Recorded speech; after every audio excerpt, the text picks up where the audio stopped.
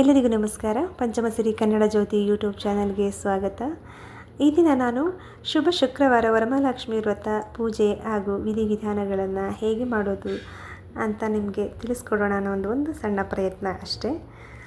ಏನೆಂದರೆ, ಪ್ರತಿ ವರ್ಷ ಶ್ರಾವಣ ಮಾಸದಲ್ಲಿ ಶುಕ್ಲ ಹುಣ್ಣಿಮೆ ಮೊದಲು ಈ ಶುಕ್ರವಾರ, ಎರಡನೇ ಶುಕ್ರವಾರ ದಿನ ತಾಯಿ ವರಮಹಾಲಕ್ಷ್ಮಿ ವ್ರತವನ್ನು ಮಾಡ್ತಾರೆ.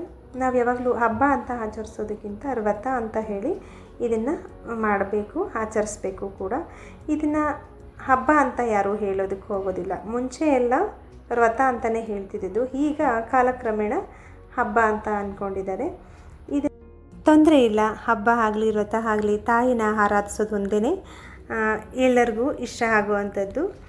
ನಾವು ವ್ರತ ಅಂತ ಮಾಡೋದಕ್ಕೂ ಹೋದರೆ ತಾಯಿ ಲಕ್ಷ್ಮಿಯನ್ನು ಹೇಗೆ ಹೋಲಿಸ್ಕೊಳ್ಳೋದು, ಹೇಗೆ ಪೂಜೆ ಮಾಡೋದು ಅಂತ ಕೆಲವೊಂದಿಷ್ಟು ವ್ರತ ನಿಯಮಗಳು ಅಂತ ಇದ್ದೇ ಇರುತ್ತೆ. ತಾಯಿನ ನಾವು ಮಹಾಲಕ್ಷ್ಮಿ, ವರಲಕ್ಷ್ಮಿ ಅಂತ ಕರಿತೀವಿ. ಈ ವರಲಕ್ಷ್ಮಿ ಅಂತ ಹಾಕಬೇಕು ಅಂತ ಅಂದರೆ, ಈ ತಾಯಿಯಲ್ಲಿ ಅಷ್ಟ ಲಕ್ಷ್ಮಿಯರು ಸೇರಿರ್ತಾರೆ ಅಂತ ಹೇಳ್ತಾರೆ.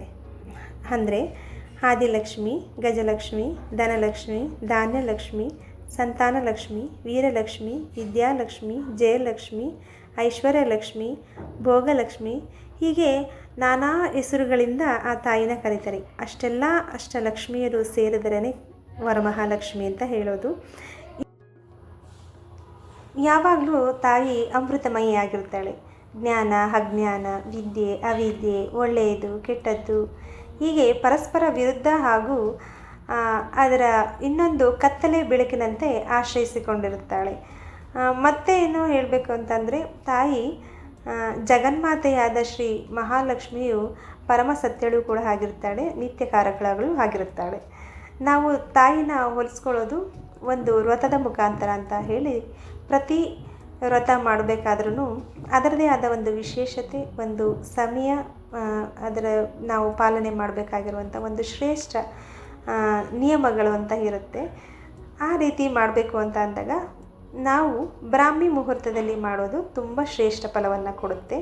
ಪ್ರತಿ ವ್ರತವನ್ನು ಮಾಡಬೇಕಾದ್ರೂ ಒಂದು ನಿಷ್ಕಲ್ಮಶ ಮನಸ್ಸಿನಿಂದ, ಶ್ರದ್ಧಾ ಭಕ್ತಿಯಿಂದ ನಾವು ಬ್ರಾಹ್ಮಿ ಮುಹೂರ್ತದಲ್ಲಿ ವ್ರತವನ್ನು ಆರಂಭಿಸಿದರೆ ತುಂಬಾ ಒಳ್ಳೆಯದು. ಬ್ರಾಹ್ಮಿ ಮುಹೂರ್ತದಲ್ಲಿ ಪೂಜೆ ಮಾಡೋದ್ರಿಂದ ನೀವು ತಿಳಿದಿರ್ಬೋದು, ದೇವಾಲಯಗಳಲ್ಲಿ ಅಭಿಷೇಕ, ಅರ್ಚನೆ, ಸುಪ್ರಭಾತಗಳು, ಸ್ತೋತ್ರಗಳನ್ನ ಪಠಿಸೋದು ಕೂಡ ಬ್ರಾಹ್ಮಿ ಮುಹೂರ್ತದಲ್ಲಿ ದೇವರಿಗೆ ಅಭಿಷೇಕ ಎಲ್ಲ ಪ್ರತಿಯೊಂದು ಮಾಡೋದು ಕೂಡ. ಹಾಗೆ ಮನೆಗಳಲ್ಲಿ ಕೂಡ, ಗೃಹಗಳಲ್ಲಿ, ಅರಮನೆಗಳಲ್ಲಿ ಬ್ರಾಹ್ಮಿ ಮುಹೂರ್ತದಲ್ಲಿ ಕೂಡ ಪೂಜೆ ಮಾಡಿದ್ರೆ ತುಂಬ ಉತ್ತಮ ಅಂತ ಹೇಳೋದಕ್ಕೆ ಇಷ್ಟಪಡ್ತೀನಿ.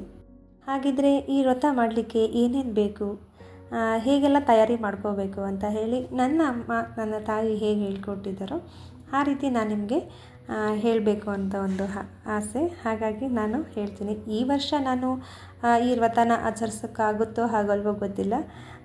ನಾನು ಈಗ ನಿಮಗೆ ಹೇಳಿದಿದ್ರೆ ನೀವು ಆಚರಿಸೋದ್ರಿಂದ ನನಗೆ ನಾನು ಮಾಡಿದಷ್ಟು ಖುಷಿಯಾಗುತ್ತೆ ಅಂತ ನನ್ನ ಭಾವನೆ. ಹಾಗಾಗಿ ಎಲ್ರಿಗೂ ಒಳ್ಳೆಯದಾಗಲಿ ಅಂತ ನಾನು ಈ ವ್ರತನ ಹೇಗೆ ಮಾಡೋದು ಅಂತ ನಿಮಗೆ ಸಣ್ಣದಾಗಿ ತಿಳಿಸ್ಕೊಡ್ತಾ ಇದ್ದೀನಿ. ಮೊದಲಿಗೆ ನಾವು ಪೂಜಾ ಸಾಮಗ್ರಿಗಳನ್ನ ರೆಡಿ ಮಾಡ್ಕೋಬೇಕು. ಅರಿಶಿನ, ಕುಂಕುಮ, ಹೂವು, ಹಣ್ಣುಗಳು, ಎಲೆ, ಅಡಿಕೆ, ಊದುಗಡ್ಡಿ, ಕರ್ಪೂರ, ಗಂಧ, ಅಕ್ಷತೆ, ತೆಂಗಿನಕಾಯಿ, ಕೊಬ್ಬರಿ, ಕಳಸ, ಕಳಶಕ್ಕೆ ವಸ್ತ್ರ, ಅಮ್ಮನವರಿಗೆ ಪೂಜೆ ಮಾಡಲಿಕ್ಕೆ ಒಂದು ಪ್ರತಿಮೆ ಅಥವಾ ಭಾವಚಿತ್ರ, ಒಂದು ಹೊಸ ಸೀರೆ ಅಥವಾ ಒಂದು ರವಿಕೆ ಕಣ ಅಂತ ಇರ್ಬೋದು, ಬ್ಲೌಸ್ ಪೀಸ್, ಮಾಂಗಲ್ಯ ಅಥವಾ ಮಾಂಗಲ್ಯ ಇಲ್ಲ ಅಂತಂದರೆ ಅರಿಶಿಣದ ಕೊಂಬಿನ ದಾರ, ಆಭರಣಗಳಿದ್ದರೆ ಧರಿಸ್ಬೋದು, ಇಲ್ಲ ಅಂದರೆ ತೊಂದರೆ ಇಲ್ಲ, ಕರಿಮಣಿ ಬಿಚ್ಚೋಲೆ ಇಟ್ಟರೂ ಕೂಡ ನಡೆಯುತ್ತೆ. ಹಾಗೆ ಮೊದಲಿಗೆ ಕಂಕಣನ ರೆಡಿ ಮಾಡ್ಕೋಬೇಕು. ಒಂದು 9 ಎಳೆ ಅಥವಾ 5 ಎಳೆ ದಾರವನ್ನು 9 ಗಂಟು ಹಾಕಿ ಕಟ್ಟಿಟ್ಟು 3 ದಾರವನ್ನು ಮಾಡಿ ಇಡಬೇಕು.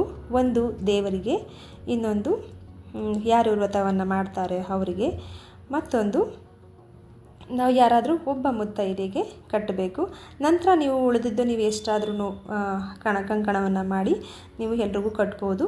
ದೇವರ ಮುಂದೆ ಪೂಜೆ ಮಾಡಲಿಕ್ಕೆ ನಾವು ಈ 3 ದಾರವನ್ನು ರೆಡಿ ಮಾಡಿ ಇಟ್ಕೊಂಡಿರಬೇಕು.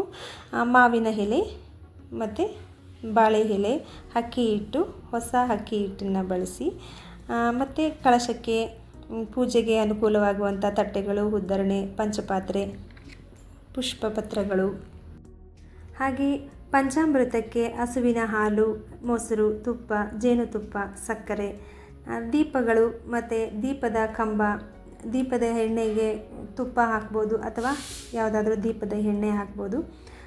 ಹಸುವಿನದ್ದು ಇದ್ದರೆ ತುಂಬ ಒಳ್ಳೆಯದು ತುಪ್ಪ, ಅಥವಾ ನಂದಿನಿ ತುಪ್ಪ ಬಳಸೋರಿದ್ರು ಬಳಸ್ಬೋದು. ಈಗಿನಲ್ಲಿ ಎಲ್ಲನೂ ಹುಡುಕೊಂಡು ಕೂತ್ಕೊಳ್ಳೋದಕ್ಕಾಗೋದಿಲ್ಲ ನೋಡಿ, ಪ್ರತಿಯೊಬ್ಬರಿಗೂ ಹಸುವಿನ ಹಾಲು ಸಿಗೋದಿಲ್ಲ. ಹಾಗಾಗಿ ನೈವೇದ್ಯಕ್ಕೆ ತುಪ್ಪದಿಂದ ಮಾಡಿದ ಸಿಹಿ ತಿಂಡಿಗಳು, ಗೋಧಿ ಪಾಯಸ ಆಗಿರ್ಬೋದು, ಒಬ್ಬಟ್ಟಾಗಿರ್ಬೋದು, ಕಡಲೆಬೇಳೆ ಒಬ್ಬಟ್ಟಾಗಿರ್ಬೋದು, ರವೆ ಉಂಡೆ, ಚಿರೋಟಿ, ನಿಮಗೆ ಶಕ್ತಿಯಾನುಸಾರ ಎಷ್ಟು ನಿಮಗೆ ಅನುಕೂಲ ಆಗುತ್ತೋ ಹಾಗೆ ಮಾಡ್ಬೋದು. ಅಥವಾ ಒಂದೇ ಒಂದು ತಿಂಡಿ ಮಾಡು ಕೂಡ ಇಡ್ಬೋದು.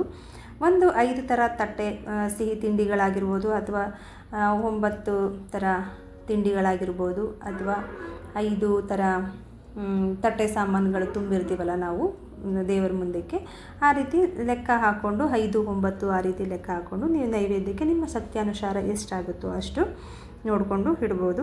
ಇನ್ನು ಪೂಜೆಗೆ ಅಂತ ಹೋದ್ರಿಗೆ ಧೂಪ, ದೀಪ, ನೈವೇದ್ಯ, ತಾಂಬೂಲ, ಪುಷ್ಪ, ಫಲಗಳಿಂದ ಪೂಜೆ, ದೇವಿಗೆ ಪ್ರಾರ್ಥನೆ ಆ ರೀತಿ ಮಾಡಿ, ಹಾಡುಗಳಿಂದ ಮನೋರಂಜನೆ ಮಾಡಿ, ಅಷ್ಟೋತ್ತರ ಶತನಾಮಾವನಿಗಳನ್ನ ಹಾಡಿ, ವಿಷ್ಣುವಿನ ನಾಮಸ್ಮರಣೆ ಮಾಡಿ, ದೇವಿ ಸ್ತೋತ್ರಗಳು, ಶ್ರೀ ವರಮಹಾಲಕ್ಷ್ಮಿಯ ವ್ರತಕಥೆ, ಕನಕದಾರ ಸ್ತೋತ್ರ, ಮಹಾಮಂಗಳಾರತಿ, ಮುತ್ತೈದೆಯರಿಗೆ ಫಲತಾಂಬೂಲವನ್ನು ಕೊಟ್ಟು, ಆನಂತರ ದೃಷ್ಟಿಗೆ ಮಂಗಳಾರತಿಯನ್ನು ಮಾಡಿ, ಸಣ್ಣದಾಗಿ ಒಂದು ಪೂಜೆಯನ್ನು ಮುಗಿಸಿ, ಮರುದಿನ ನೀವು ಪೂಜೆಗೆ ನೈವೇದ್ಯ, ಮಂಗಳಾರತಿ, ನಂತರದಲ್ಲಿ ವಿಸರ್ಜನೆ, ಆನಂತರ ಅರ್ಚನೆಗೆ ಎಲೆ, ಅಡಿಕೆ ಏನು ಇಟ್ಟಿರ್ತೀರೋ ಅದನ್ನೆಲ್ಲವನ್ನು ನೀವು ಉಪಯೋಗಿಸ್ಕೋಬೋದು. ಅಥವಾ ಸಪ್ರೇಟಾಗಿ ಒಂದು ಆಚಾರ್ಯರಿಗೆ ಹಣ್ಣು, ಎಲೆ, ಅಡಿಕೆ, ಅಕ್ಕಿ, ಬೆಲ್ಲ, ತೆಂಗಿನಕಾಯಿನ ಕೊಟ್ಟು ಅವ್ರಿಗೆ ನಮಸ್ಕರಿಸ್ಕೊಂಡು ಮಾಡಬಹುದು. ಇದು ತುಂಬಾ ಶ್ರೇಷ್ಠ. ಈ ರೀತಿ ಇಷ್ಟು ಸಾಮಗ್ರಿಗಳು, ಇಷ್ಟು ವಿಧಿವಿಧಾನಗಳು ಇರುತ್ತೆ.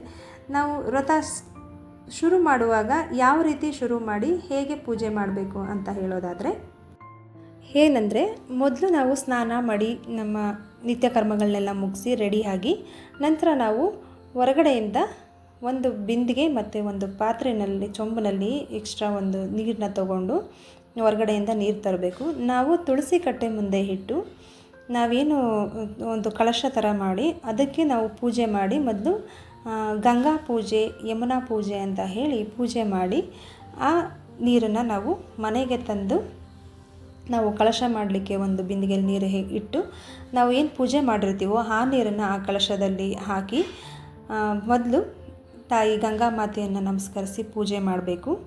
ತದನಂತರದಲ್ಲಿ ನಾವು ಗಣಪತಿಯನ್ನು ಪ್ರತಿಷ್ಠಾಪನೆ ಮಾಡಿ ಗಣಪತಿ ಪೂಜೆಯನ್ನು ಮಾಡಿ, ನಂತರ ನಾವು ದೇವಿ ಅಲಂಕಾರನೆಲ್ಲನೂ ಮಾಡಿ, ಮೊದಲಿಗೆ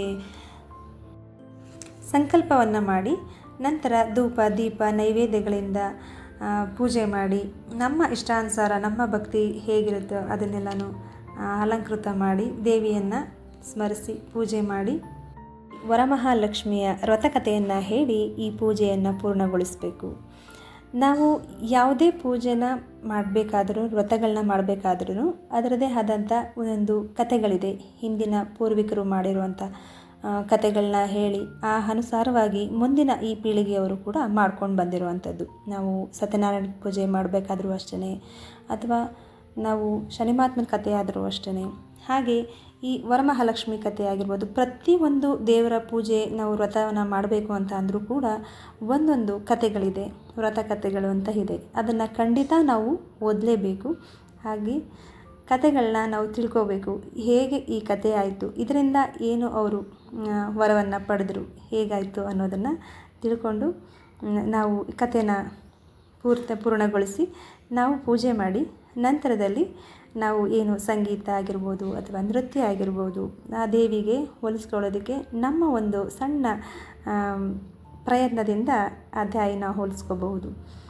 ಈ ಥರ ಎಷ್ಟೋ ಕಥೆಗಳು, ವ್ರತಗಳು ನಮ್ಮ ಪೂರ್ವಿಕರು ಆಗಿನಿಂದ ಮಾಡ್ಕೊಂಡು ಬಂದಿರುವಂಥದ್ದು, ಅದರಿಂದ ಎಷ್ಟು ಫಲಗಳನ್ನ ಪಡೆದಿರುವಂಥದ್ದು. ನಿಮಗೂ ಕೂಡ ಈ ಕತೆ ನಾನೇನಾದರೂ ನಿಮಗೆ ತಿಳಿಸ್ಕೊಡ್ಬೇಕು ಅಂತ ನಿಮಗೆ ಇಷ್ಟ ಆದಲ್ಲಿ ಒಂದು ಕಮೆಂಟ್ ಮಾಡಿ, ಖಂಡಿತ ಆ ಕಥೆನೂ ಕೂಡ ನಾನು ಹೇಳಲಿಕ್ಕೆ ಇಷ್ಟಪಡ್ತೀನಿ. ನನಗಂತೂ ಈ ವ್ರತ ಕಥೆಗಳಲ್ಲಿ ಓದೋದು, ಹೇಳೋದು, ಕೇಳೋದು ಅನ್ನೋದಂದರೆ ತುಂಬಾ ಇಷ್ಟ.